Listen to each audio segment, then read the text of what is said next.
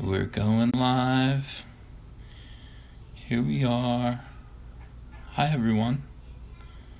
Let's get a few more people in here, and then we're going to talk business.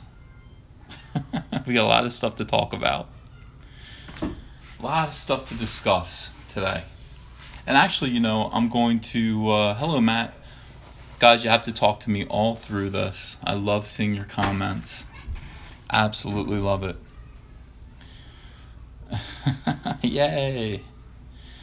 Yeah, see, you'll get notifications if you hit that bell. I think most of you are probably subscribed to the channel. I mean, my subscriptions have just skyrocketed. From, I think I started out with like 30 people my first day, and now we're up to nearly 3,200. It's appreciated. I really, really appreciate you guys signing up and wanting to hear about what I do and what I've done. Yeah, good. Make dinner. Everyone just kick your feet up. We're going to talk about some rather scandalous stuff today. I'll answer some questions. Do I still talk to Grant Morrison? No, I haven't talked to him. I don't see him. I mean, he lives in Scotland. I would love to see him again. It would be great. Yeah, scandalous. You Googled new X-Men. Oh, hi. Live from Australia. How cool. Alright, so is Grant nice? Yes, Grant is very nice. I'm going to move okay, I've got like 3 screens going right now, just so I can manage to put on this little show. X32. You want to talk about X32 before we go any further? Because there's some people that have some questions, and I'd be happy to answer them because, I kind of got another little piece of the puzzle that I forgot about. I completely forgot about this. This is great. Because it's like the problem with this story, and people are like, well, why have you never told anyone? Well, I've told my friends. It's not something that you necessarily want to brag about. It's not like I created something like the X-Files. This is an idea that anyone would have stumbled upon eventually. It just seems kind of obvious. I have no claim to it whatsoever because it's just making a little tiny female version of one of Marvel Comics' most popular characters. It just hit me first. So I got a question in the comments of the last video from a fellow named Zor-El. I hope he's watching. He said X-23 was created by Craig Kyle. He revealed that X-23 was his attempt to make Wolverine, quote, connect more to the younger kids, as while X-Men Evolution was a reinvention of the X-Men, making the characters teenagers. Wolverine was, quote, one of the old grizzled guys. So, he says, did they give him your idea or what to put into the cartoon? Well, it's hard to say. I mean, I don't know because I wasn't there. I listed the order of events here. I'd be happy to do it again. Sometime in late 1997 or early 1998, I was asked to create a junior version, quote unquote, of an established Marvel character. I presented Joe Quesada, who was running Marvel Knights at this point. He's not the EIC yet, with a character named Lynx, or X32, complete with drawings. Okay? And he tells me he'll present the idea to Editorial, because Joe is not yet like the EIC of Marvel Comics. Bob Harris is. Bob's over at DC now. So he calls me within 2 days to tell me that Bob Harris loves the idea and gives me the impression that basically everyone loves the idea. And he thinks they're going to do it. And the implication was that it would be with me. I would get to develop this character. I did not sign any contracts. I also failed to complete an assignment for Event Comics, which Joe Quesada owned and ran, which was supposed to be completed before I did anything for Marvel Comics. And then I went to DC Comics, and I didn't do any substantial work for Marvel Comics for 3 more years. A book called Wild Thing shows up about a young female Wolverine. Now, that's all good. That's all factual. And then the question has to be like, well, when did X-23 show up? When did what year? What date did X-Men Evolution start? So we looked that up real quick. Season 1, Episode 1, November 4th. 2000. All right, so that's good. That still doesn't prove anything. It's like, EVS, how do we know that you even had this idea for a young female Wolverine? Do you have the artwork still? No, I don't. I don't have the artwork anymore. I don't know. It wasn't important to me. I tossed it. Then I remembered something. I remembered that Marvel Comics called me to do a project while I was working on Impulse. I wasn't yet exclusive to DC Comics. And this project was called Heroes Reborn Remnants. And let's see here. Who's the editor of the project? Bob Harris. Who's the artist of the project? Ethan Van Sciver. Who the hell is this? There she is. There she is. What year? Oh, January of 2000, which means that this actually was drawn sometime in 1999. Whoops. Proof positive. This character was actually called Miss Thing in the book. I fought to call her Lynx, but Joe Kelly was the writer, and he wanted to call her Miss Thing. But there she is, pierced, as I said. 3 claws, not 2. Adamantium skeleton outside of her body. The book is called Remnants. It was basically a funny book. And there we go. That's all. I'm just saying, you have to trust me. I would not lead you astray.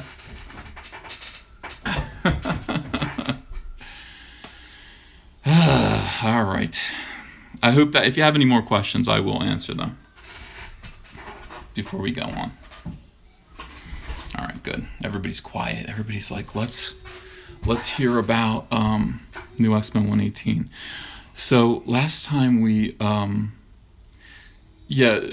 yeah, that's right. I mean, listen, the doctor says you had the idea, they remixed it and reused it and didn't credit me. That's correct. I mean, it's not, this is a very simple idea. It's just a little female Wolverine, and once that idea is in the air, once it goes through someone like Bob Harris, who has the responsibility to manage the entire company, things like where it came from get forgotten, okay? And I understand that, and it's not important to me, but he liked the idea, and they tried to use it at least 3 times before X-23 actually came out and became the thing. Oh, thank you for the super chats, everyone. Very nice. Thank you, Nostalgia and Criticism. Awesome. Really appreciate it. All right, so anyway.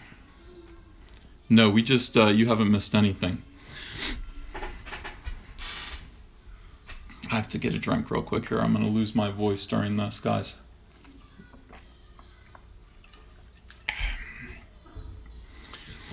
All right, so again, let's go back. This is now the year 2001, and I have signed an exclusive agreement with Marvel Comics. I was working for DC for 3 years, and things were going really, really well. I had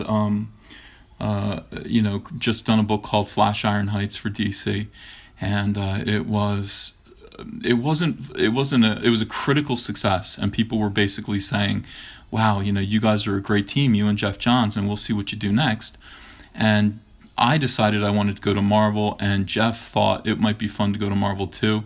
We went there as a team. They immediately split us up, and they put Jeff on the Avengers, and they put him, he got to do his Morlocks book, but he ended up doing it with another artist.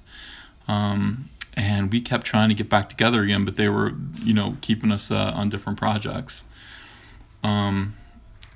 Silver Snowboarder would have been great. So anyway, as I said yesterday, they gave me a bunch of new X-Men scripts, and the first one was New X-Men 117, and I poured my heart into it. I did my very, very best work on it. I had no communication with the writer, Grant Morrison, and he, I kept saying, what does he think? What's he saying about my work? Is it okay? And they kept telling me, yeah, he thinks it's, and the quote was, I remember the quote was, he's been disappointed by fill-in artists before, but he's pleasantly surprised by you. Pleasantly surprised. So anyway, turns out that they kind of took me out to lunch, and then kind of conned me into reading private emails from Grant Morrison in which he expressed fury at the idea of forcibly being assigned a fill-in artist that he did not like. Apparently, I was the third in line. There were two other fill-in artists that were being considered before me. He rejected both of them. To this day, I don't understand why Marvel did that. I don't know why they kept hitting him with fill-in artists when his contract clearly stated that he was entitled to choose his own artists to work with. I don't know why they did it. I can understand why they did it once. I don't know why they did it twice, and I certainly don't know why they did it 3 times. And again, I didn't ask for this job. I asked for a job. I didn't ask for this job. So, yeah. So, anyway, this was a hell of a way to find out that not only did a writer that you respect not really like your work very much, but that your editors had both been lying to you. That was really, really tough, and I decided what I would do is I would just kind of like fall on the grenade and just kind of say, hey, Grant, I will leave if you want me to, and I'll tell you what happened to me. I don't think it was fair, and if you need me to go, I will go. I'll go find something else to do, or I'll go back to DC, but I don't want to get in the way of your epic.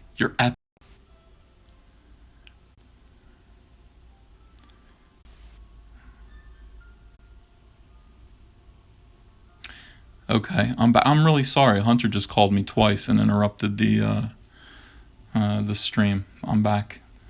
There's no phone problems, no connection problems. That was a phone call. No lag. All right. So anyway, Grant actually said some very nice things to me. I think he felt the decent thing to do was to just work with me. And the first book wasn't so bad. Maybe the second one would be better. And that was great. But the problem was I was still going to be working for 2 editors who now I knew could not be trusted, and I immediately decided to mess with them. And I mean, the thing about it was I was quite happy at DC Comics. I didn't I kind of went over here at Marvel just to sort of make my bones, so to speak. You were supposed to do X-Men. It was good for you. It was supposed to be good for your career. All right, I'm calling something up here on my iPad so I can tell you the next part of this story. So I was reading this book, and this book is from 1974. It's called Subliminal Seduction. And look at that. Are you being sexually aroused by this picture? This is a great book. It's largely nonsense, but boy, maybe there's some truth to it. This is a book which describes the advertising industry and how they would routinely airbrush hidden messages and words and images into the advertisements that you saw. And they would go into your brain, and if you could associate things that human beings naturally needed or desired, if they could prey on your desires, then you'd be more likely to buy that product. And the big one, and I don't think this isn't the image itself, but there is a famous whiskey advertisement in which the ice cubes going down in the glass, you can see in white SEX. So there was almost a conspiracy theory going around that advertisers were deliberately injecting the word sex into their ads to kind of prey on your natural human frailty, your desires, your lust, and then associate those things, those drives, with their product. Okay, I loved it. I was fascinated by that idea. So fascinated, in fact, that I decided I was going to try it here. All right. So answer your son. He loves you. I will. I talk to him every day. And I did. I said, I'll call you back later. Don't worry. Hunter is not neglected. Put your phone on airplane and turn on the Wi-Fi. I don't know how to do that. Yeah, okay. So, all right, so back to the story here. So I had the script already on my desk, and I was about to begin it right after vacation. I came home from the beach, talked to Grant, got myself together, and started drawing this issue. Now, the first thing I did was I said to Prentice Rollins, who was the inker, I said, Prentice, I'm going to be doing something here. I'm going to be pulling a gag, and I need you to be aware of it and call me every time you get a package of pages, and we'll go over how you can help me protect this gag, because you are the inker. You could obliterate this very easily if you're unaware of it. And he said, well, like what? What's going on? I said, I'm going to be embedding the word sex all through this issue of New X-Men, all through it. And he said, whoa. And I said, so call me up and I'll let you know where it is. You just got to be careful about it. Then I called the colorist, and I let the colorist know the same thing. I said, you let me know when you get pages. I'll show you where it is. I don't want you to hide it. I don't want you to... I just want you to be aware of it. I never want you to say anything about it. Never open your mouth about it to anyone. They both agreed. So we open up here with this page of a hand, gigantic hand in the foreground. It looks like somebody's been shot by this gentleman back here. This gentleman's holding a book. This is at Merchantville High School. Okay, that was something that I did. Merchantville is where I grew up. I went to Merchantville Elementary School. This is legendary. How old were you? This was 2000, so I would have been 20, 25. Okay. This guy here happens to be one of the guys from Lincoln Park. I put him in there. I don't know why. He was just all over the TV at the time, so I drew him as the main guy here. And then right in the hand here. Now this would be a classic example of how advertisers would airbrush the word sex into their work. I mean, here's an S right here. Here's an E right in the palm, and there's the X. It's very, very subtle. Yeah, hidden in there. That's right. By the way, and the idea of using subliminal messages in comic books would just be so great for Frederick Wordham. And we'll talk about the consequences of this when it's over for a little while, because there were consequences. People who didn't know me didn't understand what was going on. So here he is here. He's just shot a jock. And here we have S-E in the smoke. And on the other side, there's the X right there. He's throwing a book. This kid here there he is. I mean, that's the guy from Lincoln Park. This guy has taken one of his fellow students' eyeballs out because he had X-ray powers. And we're going to try that out just before we get a bullet right in the head. And the word sex is right down here in his blood, S-E-X. Oh, can you see that? I didn't show you that. Okay, so S-E-X. This one's very subtle. Again, I don't know how many of these people found, but there is one on every single page. There are more than one on some pages, in fact. Oh, boy. All right, so they killed that dude. And here is my rock and roll splash page drawing of the X-Men. And we didn't get to do too many of these, where it's just like, this is my poster. This is a new style, a new generation of the X-Men. I wanted to make that abundantly clear. And it's all based on Frank Quitely's ideas. I think part of me would have liked to have drawn the X-Men in the kind of John Byrne way, those characters. And I didn't really get to do that. Now, the word sex is hidden really, I don't know if I can get this because it's in the beast's hair. And this is dark, dark, dark. And I can't even see it right now without the light. Let me see if I flip on the light, if that's going to help us any. No, it's right in here. Let's see. Guys, go home and look at a magnifying glass and see if you can see it. Wait, I'll look. Wait. Oh, there it is. There it is, right there.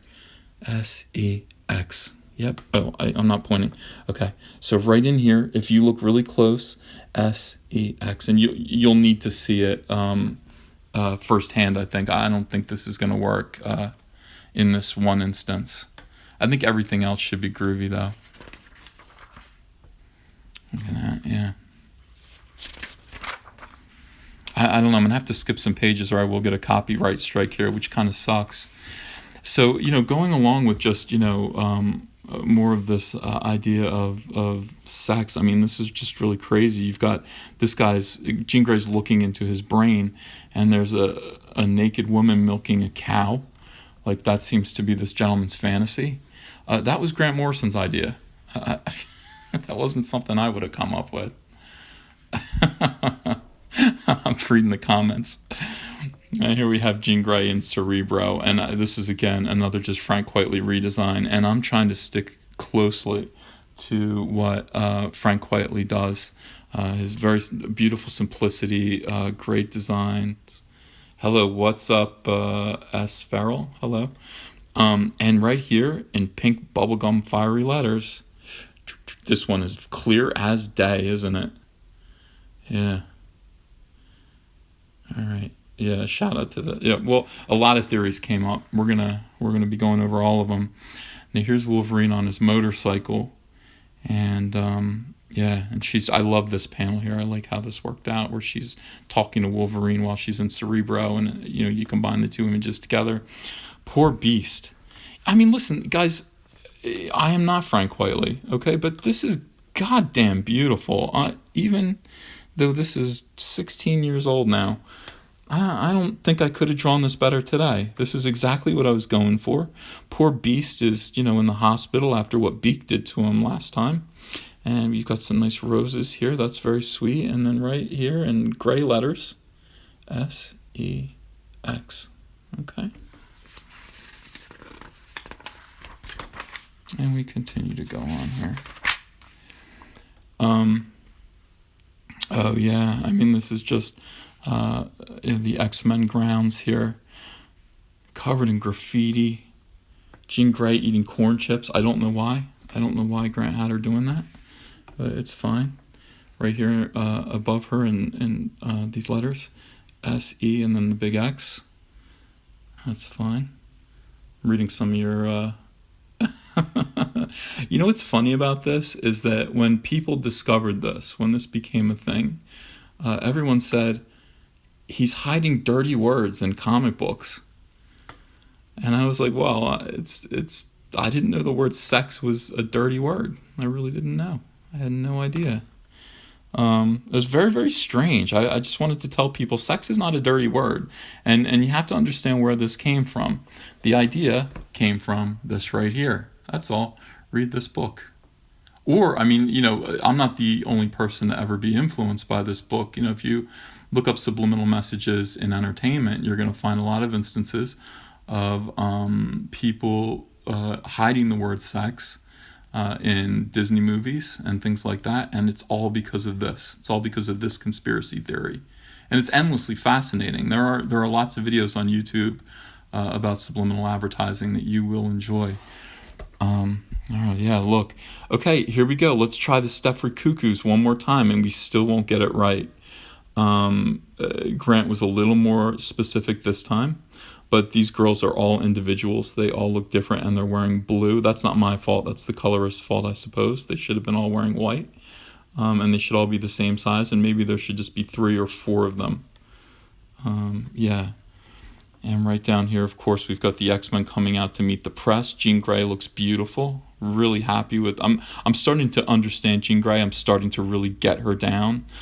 She became more real to me than any of the other characters. Like, I felt like I knew who she was, and I began to draw her really, really well. Anticipating doing a mini-series, possibly with Jeff Johns, in which I would explain her origin story, and I'll tell you guys about that. That's something that never happened. Of course, here we go, S-E-X right there. Yeah, I don't know. Her little crew, I don't know if they were clones of her or not. They just all wanted to be like her, and they were like quadruplets or something. I don't know. Yeah, here's all these weirdos. Again, I don't draw pretty normal people. The X-Men are extraordinarily beautiful. Mutants are better than average people. They're superior. They're Homo superior. So they're graceful and beautiful and arrogant, and they're not arrogant, but self-confident. And they have the word sex in their hair and on their shoulder. And the people in the background here, all different kinds of people, are all more or less hideous. Well, not just because they're protesters, you know, and wackadoos, but they're normal people. So, you know, they're not good looking. And that's a pretty good panel. This isn't. That got. I blame the inks there. I don't know. That's wacky. Here comes an ambulance. This is a good panel here. Look at this. We've got reporters all around interviewing Jean and Scott, and of course, sex is in red letters. This right here, if anything, proves the complicity of the colorist in this. Now, there's no reason for this S to be red to match the red letters here, okay? Or why wouldn't all these letters be red, or all these letters be red? This S is red, this X is red. Colorist knew what he was doing. Emma hits the bliss button, puts them all into ecstasy. Yeah, poor beast. Yeah, Frank Quelly's 1,000 times better than me. I was just happy to. Well, I wasn't happy to be here, but I was going to make the most of this opportunity. SEX right there. Is this page any good? Not really. Is this page any good? Not really. Yeah, there's the Magneto logo for Magneto was right there. Where did I put it here? It's got to be. I'm looking at this X here. That's got to be something. I know you're saying turn the phone sideways. I can't get it to work. It's not working. I tried to make it go landscape, and it didn't work. So I'm really sorry, guys. This is weird. Here we have the introduction of Angel, who was in the X-Men First Class movie. I actually, because I got to create her, I own a piece of her, God help me, and I did get paid for her appearance in X-Men First Class. She was played by, what's her name? What's the actress's name? Lenny Kravitz, Zoe Kravitz. There you go. Zoe Kravitz, Lenny Kravitz's daughter. Now, here's how you know the letterer was not complicit in all this. Because the letterer put a word balloon arrow right through the E, right here. There's a whiskey bottle with an X on it, and I think it's a newspaper or something like that should have said EX. The letterer was not in on this crime. So if we were going to go to court for this, he would be exonerated just based on that evidence alone. That's where it appeared there. And they told me, they said, she's like a trashy, like they're trailer trash people. They're not white, but they're not black. They're not Latino. They're something, but nothing. And that was a very weird thing. So it's like of indeterminate ethnic background. So that's what I did. I did my best there. Come here, girl. Time for your whooping. Yeah. She runs away from home. I don't blame her. The rubbish outside spells SEX. Now, this is how I got caught beforehand. This right here, I don't know if you can see that. Let me turn on the light one more time and see if that makes a difference. This book's printed so dark, but right here it just says SEX, and it's so blatant. It's really blatant. And somebody saw that and said, boy, is that a coincidence? Like, that's weird. And I had no answer for them. Right here in the branches, there's an SEX. Where is it? It's somewhere in here. It's been a while, guys. Sorry. Poor Angel is in a cocoon. And then these guys come out. Where can I skip pages? I'll skip these. I don't want to get... This is like the wrong thing to get a copyright strike for. All right. Now, this is a funny coincidence, and Grant asked me about this. He said, no, when he found out, he said, Ethan, why didn't you tell me you were doing this? And he said, it's great. It's great. Why didn't you tell me? I said, because I didn't want anyone to know. And, I only let my artistic creative team know. And he said, was it because of John Sublime? And I said, no. Subliminal? No, actually not. But isn't that interesting? No, it wasn't. It was just purely for the sake of doing something fun, doing something weird, and kind of setting a landmine for later. Where is it here? Man, these websites are going to know better than me. I don't even remember where this... Is it in there? I would love to make that clear. I don't know. I remember where it is here. It's in the brain right there. There's the letters SEX there. So that's easy. This is brutal. Poor Emma Frost. Boom, right in the nose. It's just terrible. Obnoxious. Yeah, some of these are going to be weird because I don't remember where they are now and I'm having difficulty seeing them. But there are websites. I will let you know. If I can't find them, the websites remember. This right here, this may have been the beginning of Marvel beginning social activism in a real way. Grant Morrison asked me to draw a great panel of Wolverine on his motorcycle in the rain, and he's lighting up a cigarette. Okay, so picture this, except his hands are down. There's lighting on his face as he lights up a cigarette, and it looks like a Marlboro ad. And I drew it, and damn, was it cool. Okay, it was so cool, and just a man's man. What a great image. And look, do I smoke? I've never smoked in my life. Do I think smoking's cool? Yeah, when I look at it, not when I smell it. Like when I see tough guys lighting up cigarettes, I think it looks cool, and it looked cool on Wolverine.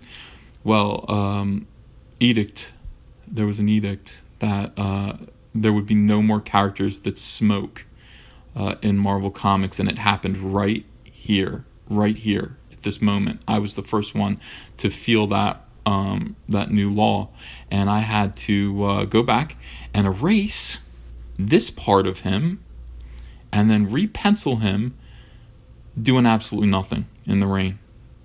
So now this used to be a cool moment of indifference, of awesome kind of indifference, and now it is the cover to Purple Rain.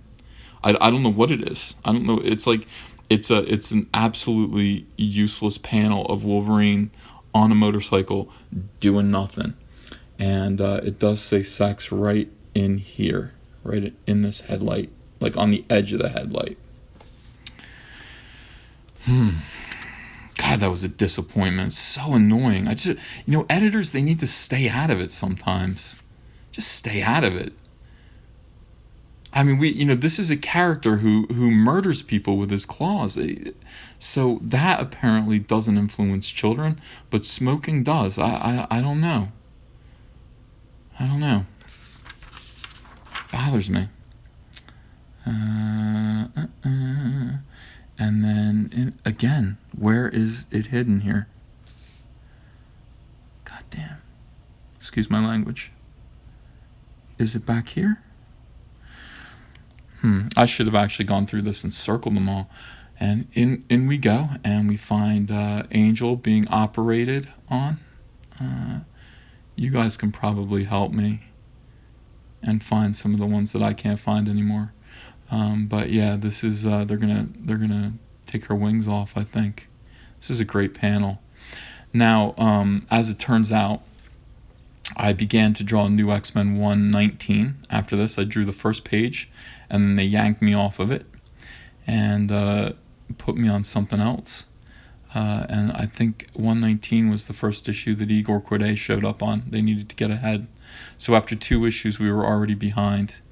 And they needed to take me off of this book and either push me ahead, or they put me on Wolverine number 179, which we'll talk about at some point because that's a funny book. All right, so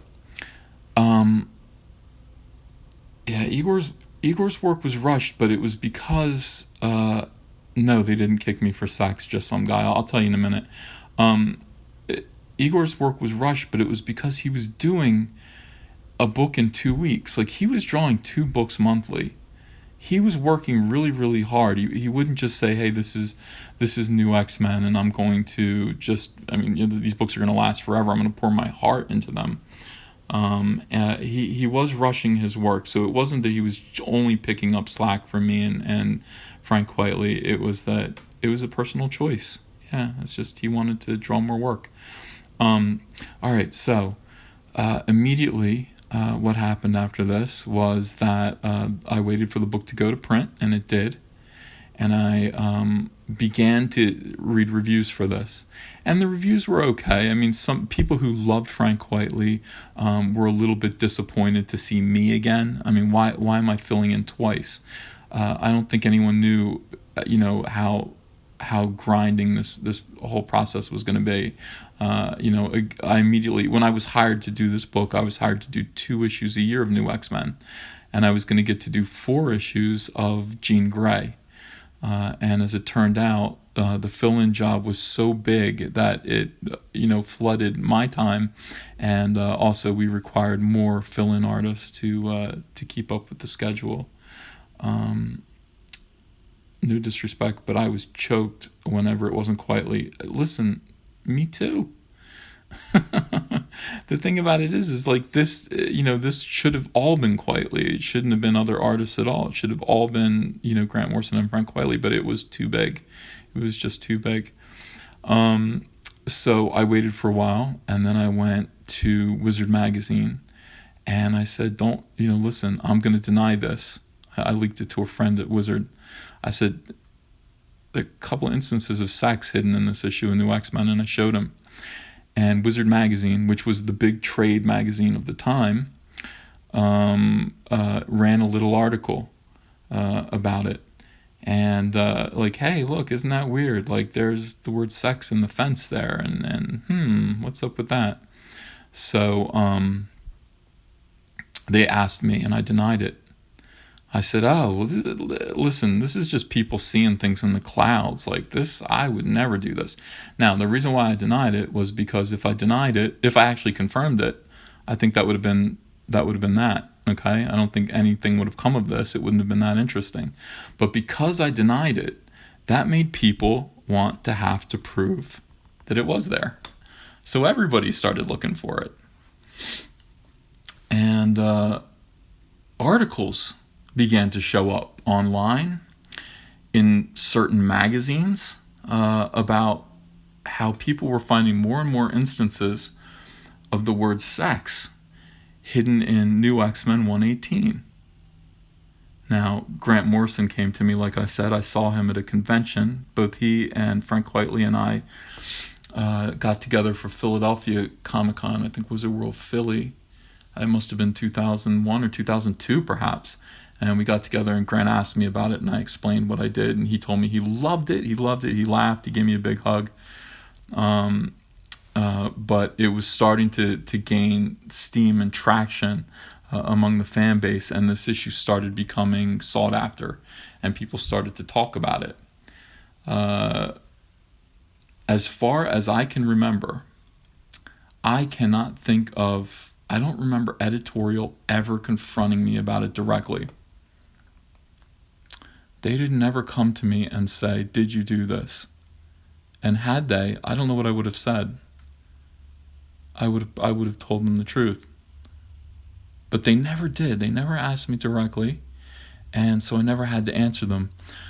What they did instead, as retaliation, was a series of passive-aggressive slights that made working at Marvel Comics from here on out absolutely unbearable. And we're going to go through those the next time. And you're going to say, oh my God.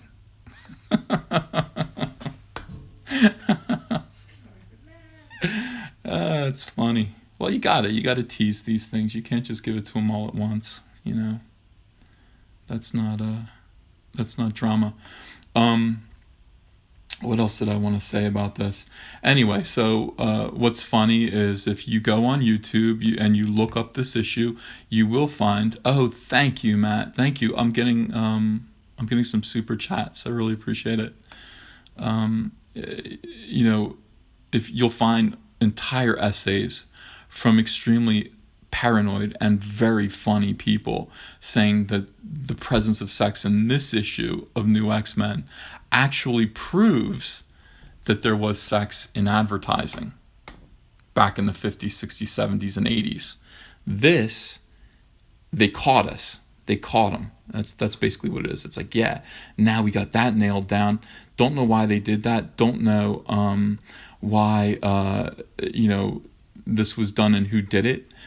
There were theories, by the way. It was like, well, the inker did it as a joke, and I had to come out and say the inker was not responsible for this because he would have lost his job.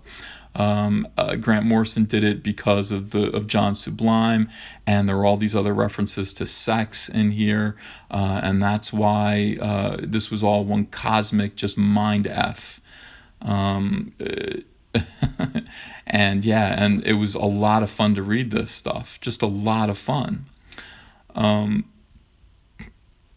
then Time Magazine, for Marvel Comics' 75th anniversary, decided to write an article. I think it was called the 75 Most Interesting Facts About Marvel Comics. This issue was number 11.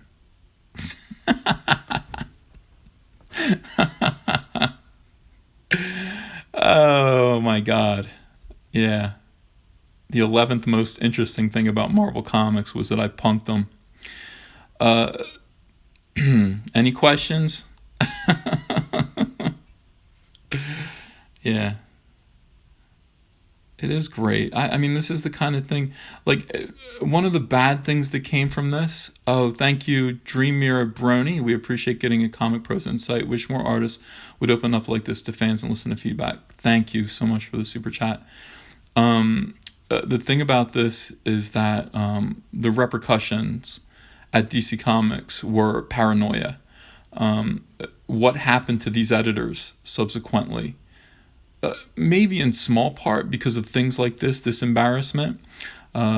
Nobody else wanted that to happen to them. And so when I went over to DC and drew, I don't know, I mean, the first couple of things that I did for editor Pete Tomasi, he was paranoid about it. I mean, he called me up and accused me of hiding the F word in an issue of Green Lantern Rebirth. And I was like, I had to tell him, Pete, I respect you. You've never done me wrong. And I don't do that for no reason. I mean, it's like there was a reason why I did that. I wouldn't do it to you. And DC Comics has never been bad to me. And I would never do something like that to DC Comics. Are you sure? Are you sure? I'm sure. Trust me. I wouldn't do it. And it took a little while for that to wear off. And in fact, I mean, I think there's a little bit of people who are kind of waiting over me like a hawk to catch me doing it again. Have I done it again? Not like this. In small ways. I mentioned one time that on New Year's Day, 2017, I think, or was it 2016? I was working on a page and I hid the numbers 2016 on the page, and that immediately became a Bleeding Cool article. It's like, he's doing it again. He's doing it again. No. Not really. I will hide my age on my birthday and things like that. And sometimes references to friends, shout outs to friends. But I will never do a stunt as massive as this again. And by the way, I don't want to. Like, this was kind of this required me every day that I was doing a page to figure out how I was going to hide the word, where I was going to hide it, and then to just kind of keep on my fellow artists that were working on this book with me, let them know, it's like, this is what it is. All right, I'm scrolling back. When you were drawing Cyberfrog, you seem to take a lot of inspiration from Todd McFarlane, but over time your art is more akin to George Perez or Brian Boland. Why did you make this change? and that's from Maxwell Unesh. Maxwell, it's just about growing up. As I got a little older, my taste changed. I was definitely a fan of Image Comics when I was drawing Cyberfrog as a teenager and in my early 20s. And the older I got, the more I wanted to draw differently and be able to do different things with my drawings. People say George Perez. I don't see that in my work. I wasn't influenced by George Perez until I was much, much older. Brian Boland, definitely. Brian Boland is my spirit animal. He's silly. He's so good. In the future there will be tributes to Ethan Van Sciver's art, and all of them will have sex in the smoke or trees or Shinto ketchup. Yeah, okay. Probably. I mean, this is one of those things that it's just like, I think it, despite any drama that it caused back when I did it, it brings fans joy to this very day. They love it. People bring this book to me to sign, just this one book, and I always sign it the same way. I put an S right here and then circle this. Yeah. And it lasts forever. People will keep talking about it. I think that's a good thing. Music, Movies, Games says, hello, I want to thank you for everything. You're welcome. Thank you. Were any of the reporters in the issues you drew of New X-Men based on real people? Sorry for that repeat. Maybe. I don't know. I think I used photo reference sometimes for some of the reporters to get just the way things looked. But I didn't deliberately draw like, any CNN reporters or anything like that. I just would have borrowed from a photograph. Whose art do you draw inspiration from today? Oh dear. I mean, still Brian Boland, but I really like Dave Finch. I love Jason Fabok, Jim Lee. I mean, these are guys who I just want to keep up with, Ethan and Professor Jordan Peterson. Yeah. I'm working on his book right now. I'm illustrating it. He's a nice guy. I talked to him about a few things. We've had a few kind of deep discussions, and it's nice to have him one-on-one. What's the worst mistake you ever did while drawing? Sign an exclusive contract for Marvel. Sorry, that's true actually. But it isn't though, because I got to do this. Like, this really was it wasn't a good experience, but it was good to have this experience. You know what I mean? Okay. Do you like or hate the anime inspired art and comics now? Neither. It's just there. I don't hate it. Yeah. Love this channel. Keep it up. Couldn't find Dawnbreaker today, but did have your Flash and GL Rebirth trades ordered. Good. I hope you enjoy those. What was it about Marvel Editorial that turned you off?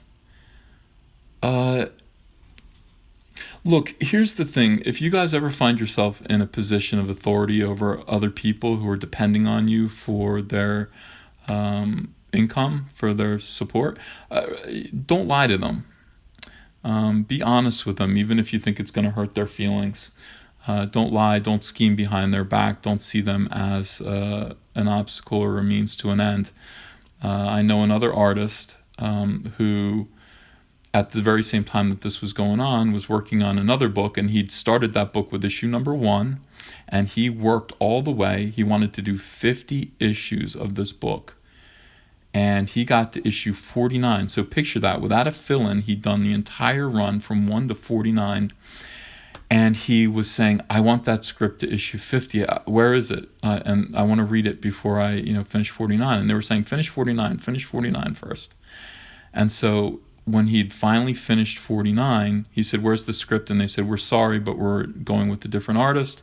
You're done on this book.